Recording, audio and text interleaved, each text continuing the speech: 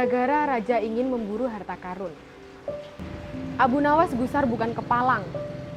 Tadi pagi, beberapa pekerja kerajaan atas perintah Baginda Raja membongkar rumah dan terus menggali tanpa bisa dicegah.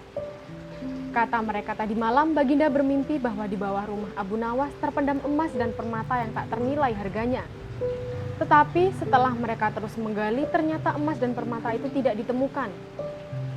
Dan Baginda juga tidak meminta maaf kepada Abu Nawas, apalagi mengganti kerugian. Inilah yang membuat Abu Nawas gusar, marah, dan dendam. Lama Abu Nawas memeras otak, namun belum juga ia menemukan muslihat untuk membalas Baginda. Makanan yang dihidangkan oleh istrinya tidak dimakan karena nafsu makanannya lenyap. Malam pun tiba, namun Abu Nawas tetap tidak beranjak. Keesokan hari Abu Nawas melihat lalat-lalat mulai menyerbu makanan Abu Nawas yang sudah basi. Ia tiba-tiba tertawa riang. "Tolong ambilkan kain penutup untuk makananku dan sebatas besi." Abu Nawas berkata kepada istrinya. "Untuk apa?" tanya istrinya heran. "Membalas Baginda Raja," kata Abu Nawas singkat. Dengan muka berseri-seri, Abu Nawas berangkat menuju istana.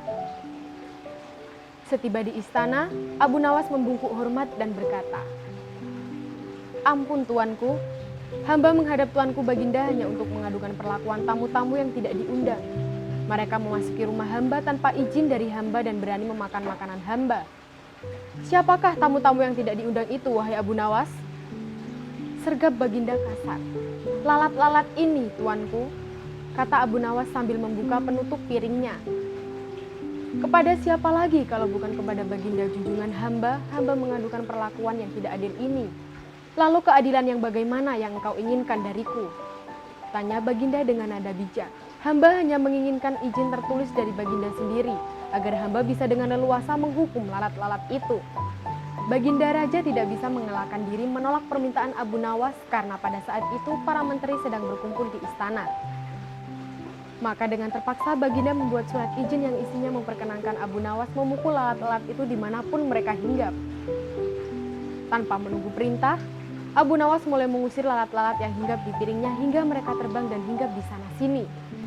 Dengan tongkat besi yang sudah sejak tadi dibawanya dari rumah, Abu Nawas mulai mengejar dan memukul lalat-lalat itu. Ada yang hinggap di kaca, Abu Nawas dengan leluasa memukul kaca itu hingga hancur. Kemudian vas bunga yang indah, kemudian giliran patung hias sehingga sebagian dari istana dan perabotannya remuk diterjang tongkat besi Abu Nawas. Bahkan Abu Nawas tidak merasa malu memukul lalat yang kebetulan hinggap di tempat Baginda. Baginda Raja tidak bisa berbuat apa-apa kecuali menyadari kekeliruan yang telah dilakukan terhadap Abu Nawas dan keluarganya. Dan setelah merasa puas, Abu Nawas mohon diri. Barang-barang kesayangan Baginda banyak yang hancur. Bukan hanya itu saja, Baginda juga menanggung rasa malu. Abu Nawas pulang dengan perasaan lega. Istrinya pasti sedang menunggu di rumah untuk mendengarkan cerita apa yang dibawa dari istana. Sahabat kolbu, begitulah cerdiknya Abu Nawas membalaskan dendamnya tanpa menyakiti atau menyinggung siapapun. Hal yang di dunia modern saat ini sangat sulit ditemukan.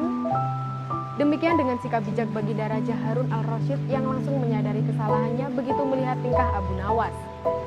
Memang, Abu Nawas sedang membalaskan dendamnya secara tidak langsung. Baginda mengacak-ngacak rumah Abu Nawas tanpa izin. Dan Abu Nawas membalas dengan menghancurkan istana Baginda dengan izin tertulis. Sungguh manusia yang cerdik.